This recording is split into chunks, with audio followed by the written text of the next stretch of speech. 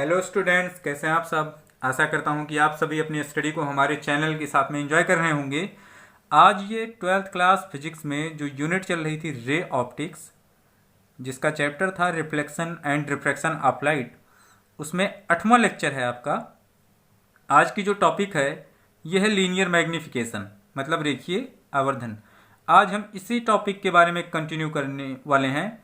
ऐसा क्यों करना पड़ रहा है? क्योंकि ये चीज़ तो आप 10th क्लास में पढ़ ही चुके हैं।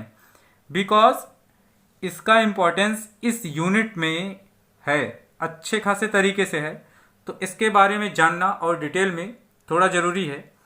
तो चलिए स्टार्ट करते हैं। वैसे तो इसकी परिभाषा पहले देख लेते हैं। क्या है परिभाषा? बहुत ईजी है। प्रतिबिंब की लंबाई, प्रतिबिंब की लंबाई और वस्तु की लंबाई, वस्तु की लंबाई का अनुपात रेखीय आवर्धन कहलाता है।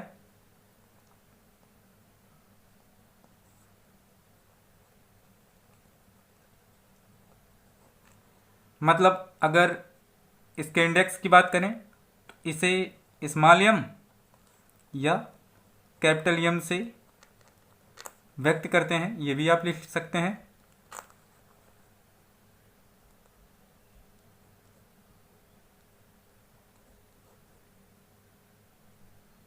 तो ये तो हो गई इसकी ये बात कि इसकी परिभाषा क्या है।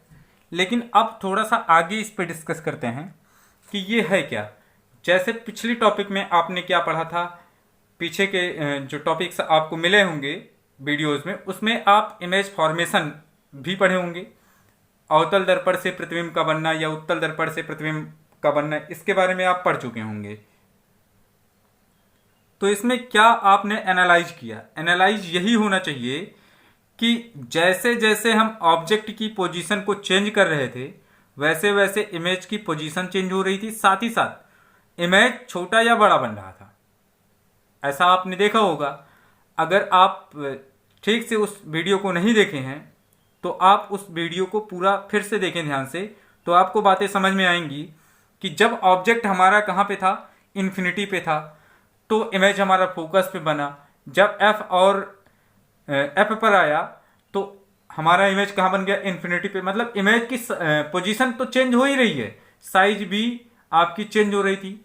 जब इन्फिनिटी पे था तो इमेज आपका फोकस पे बहुत छोटा बना था, और जब फोकस पे आ गया तो आपका इमेज कहाँ बना? इन्फिनिटी पे। ऐसा कुछ बना। तो क्या है इसका मतलब? इसका मतलब यही है कि अगर हम ऑब्जेक्ट के पोजीशन को चेंज करेंगे, ऑब्जेक्ट का पोजीशन कंटिन्यूअसली चेंज हो, तो उसमें इमेज का पोजीशन कंटिन्यूअसली चेंज होगा और उसकी साइज भी चेंज होगी। तो यही फिनोमिना क्या है, अगर हम इमेज और ऑब्जेक्ट दोनों का रेशियो फाइंड करें, यानी कि प्रतिबिंब की लंबाई और वस्तु की लंबाई का रेशियो फाइंड करें, तो वो एक नई चीज बन जाती है रेखीय आवर्धन। रेखीय आवर्धन इसको जानते हो क्यों कहते हैं? क्योंकि इसमें दूरी ही होती है, मतलब लंबाई चौड़ा ऐसा ही कुछ इनबिल्ट होता है। इसमें एंगल की बात नहीं की जाती, इसीलिए इसको रेखीय कहते हैं। मतलब एक रेखा के अनुदिश या लंबाई के अनुदिश इसका मेजरमेंट होता है। अब रही बात इसके सूत्र की, तो इसको लिखते हैं m इज इक्वल टू क्या? प्रतिबिंब की लंबाई बटे वस्तु की लंबाई, ऐसा लिखते हैं। ये इसका फार्मूला है, ठीक है। कहीं कहीं आपको प्रतिबिंब का आकार बटे वस्तु का आकार ऐसा भी मिलेगा, है ना। और इसमें क्या है कि अगर प्रतिबिंब की लंबाई को हम आई कंसीडर करें और ऑब्जेक्ट की लंबाई या आकार को ओ कंसीडर करें, तो m is equal to I by O हो जाएगा। इसमें एक चीज और आपको ध्यान रखनी है, इसकी यूनिट। यूनिट क्या होती है? No unit. No unit because अगर आप इसको मेजर करेंगे तो रेखीय है, ये सेंटीमीटर में होगा, ये किस में होगा? सेंटीमीटर में होगा। ये क्रॉस हो जाएगा, ये मीटर में होगा, मीटर में होगा। तो आपको इसकी कोई यूनिट मिल नहीं पाएगी, मतलब इसकी कोई यूनिट नहीं होगी, इसकी यूनिट नहीं होती है, ठीक है। तो ये बात तो आपको क्लियर समझ में आ ही गई होगी। अब यहाँ पे इसके बारे में और थोड़ा सा जान लेते हैं। नोट क्या है? नोट पॉइंट ये है, ये महत्वपूर्ण है। अगर प्रतिबिंब और वस्तु दोनों एक ही दिशा में हों, मतलब वस्तु ऐसी रखी हो या जिस स्थान पे रखी हो कि उसका प्रतिबिंब भी उसी दिशा में बन रहा है। कहने का मतलब ये हुआ, जैसे यहाँ पे देखिए इस डायग्राम से हम समझा देते हैं। यहाँ पे एक ऑब्जेक्ट रखी है बट इसका इमेज इस डायरेक्शन में ना बन के डाउनवर्ड डायरेक्शन में बना है, तो अपोजिट डायरेक्शन में है। लेकिन अगर कहीं ये ऑब्जेक्ट रखी हो, जैसा कि आप लोग जानते हैं कि जब फोकस और कहाँ पे होगा, फोकस और पोल के बीच में होगा, तो इमेज सीधा ही मिलता है। ठीक है, मतलब in the direction of object, object की डायरेक्शन में ही मिलेगा। तो अगर ये दोनों अपोजिट होंगे, कहने का मतलब इमेज एंड ऑब्जेक्ट अगर ये क्या होंगे, अपोजिट होंगे, इनकी डायरेक्शन ये है या अपवर्ड है और इसकी डायरेक्शन डाउनवर्ड है, तो इस केस में आपको m क्या मिलेगा, m की वैल्यू आपको निगेटिव मिलेगी। ठीक है, अगर सेम डायरेक्शन में होंगे, सेम डायरेक्शन की बात कर रहे हैं, ये अपवर्ड मतलब I अपवर्ड और O भी अपवर्ड, तो इस केस में आपको प्लस मिलेगा। बट एक केस और बन सकती है कि I, ऐसा तो होगा नहीं, वैसे ऑब्जेक्ट हमेशा पॉजिटिव, मतलब क्या होता है कि वाई एक्सिस को ही फॉलो करती हुई रखी जाती है। बट अगर मान लीजिए हुआ, तो उस केस में आप यही चीज़ याद रखेंगे कि अगर दोनों सेम डायरेक्शन में होंगे तो क्या होगा, आपको पॉजिटिव मिलेगा मैग्निफिकेशन। ठीक है, तो अब आगे इस पे बात करते हैं। क्या है अगला पॉइंट? अगला पॉइंट ये है linear magnification for concave mirror, मतलब इसकी हिंदी ये है कि अवतल दर्पण के लिए रेखीय आवर्धन। अब हम लोग को इसके बारे में चर्चा करनी है, तो इसके लिए हमने यहाँ पे एक डायग्राम बना के रखा है। एक ए बी ऑब्जेक्ट है जो एक यहाँ पे कनकेव मिरर M1 M2 के सामने रखी गई है। क्लियर, इससे लाइट रेज आ रही हैं। इमेज फॉर्मेशन के लिए मिनिमम 2 रेज, यहाँ पे तीसरी तो मैंने ऐसे ही बना दी है फालतू, इसकी कोई ज़रूरत ऐसे यहाँ पे थी नहीं। ठीक है ना, आप लोग चाहें तो बना सकते हैं ये वाली रेज, नहीं तो इन दोनों से काम चल जाएगा जो ये रेज आ रही हैं। तो यहाँ पे ये 2 रेज आ रही हैं और दर्पण से परावर्तित होकर इस वाले पॉइंट पे कट कर रही हैं।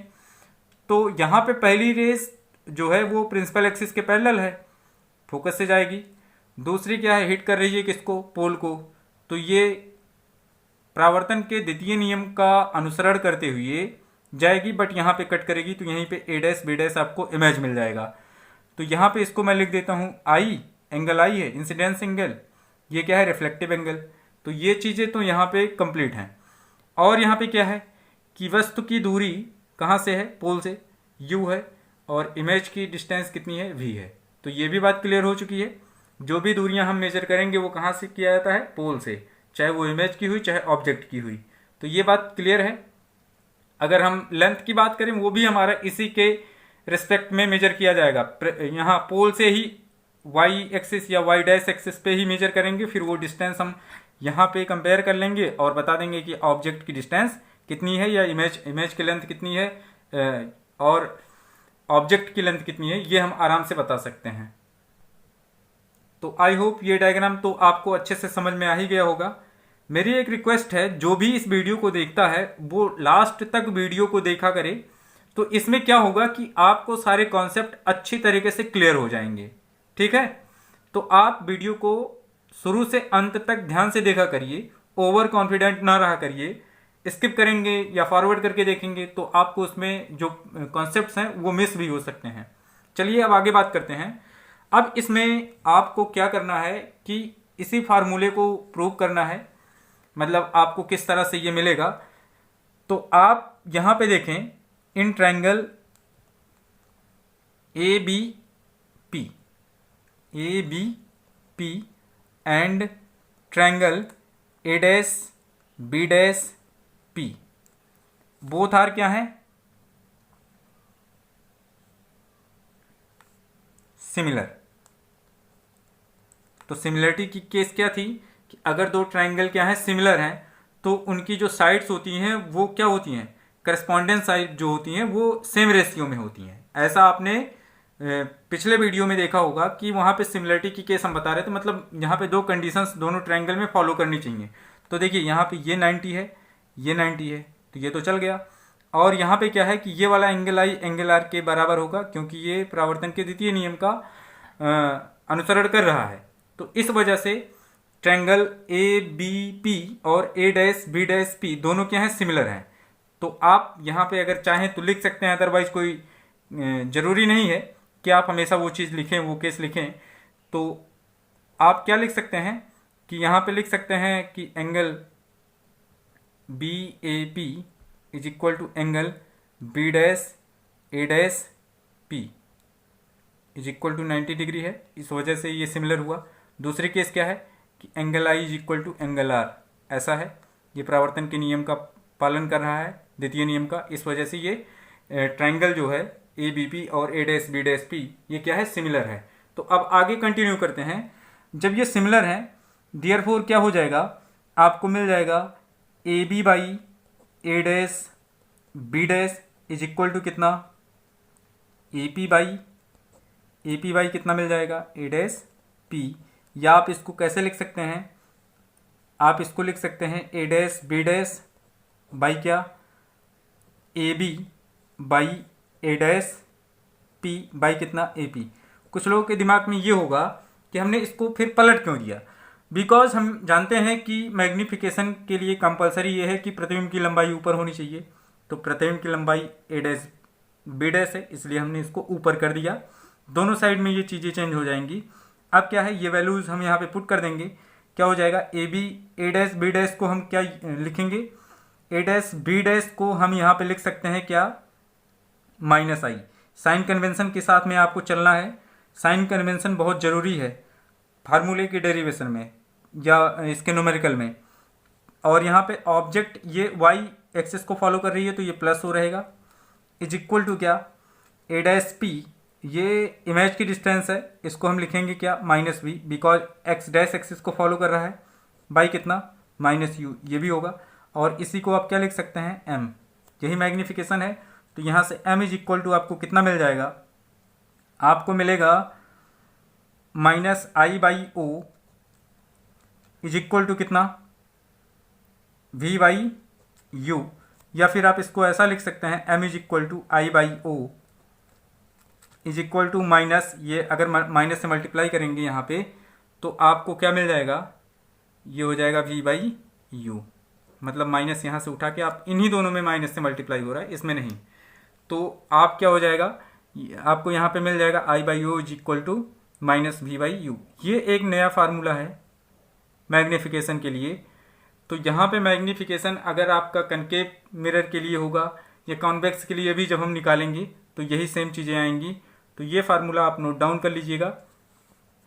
इसमें रही बात लिखने की, तो आप क्या लिख सकते हैं कि एक हमारा अवतल दर्पण है, इसके सामने एक वस्तु इतनी इतनी डिस्टेंस पे रखी है, इमेज इसका यहाँ पे बन रहा है, दो किरणें आ रही हैं, मतलब सिमिलर वही चीज़ें आप जो यहाँ पे बनाए वो आप लिख सकते हैं। कौन सा एंगल क्या है, आई कौन सा है, आर कौन सा है, बस इतनी चीज़ें आप लिख सकते हैं। तो आज के वीडियो में बस इतना ही, धन्यवाद। लेकिन हमारी आप लोगों से एक रिक्वेस्ट है कि वीडियो को लाइक, शेयर और वीडियो पर कमेंट जरूर कर दिया करिए, इससे हम लोगों को मोटिवेशन मिलता है। और आप हमारे चैनल को ज़्यादा से ज़्यादा शेयर करें और अपने फ्रेंड्स से या जो भी स्टूडेंट्स हैं आपके क्लास में पढ़ने वाले, उन सभी से बोलें कि हमारे चैनल को सब्सक्राइब करें। धन्यवाद।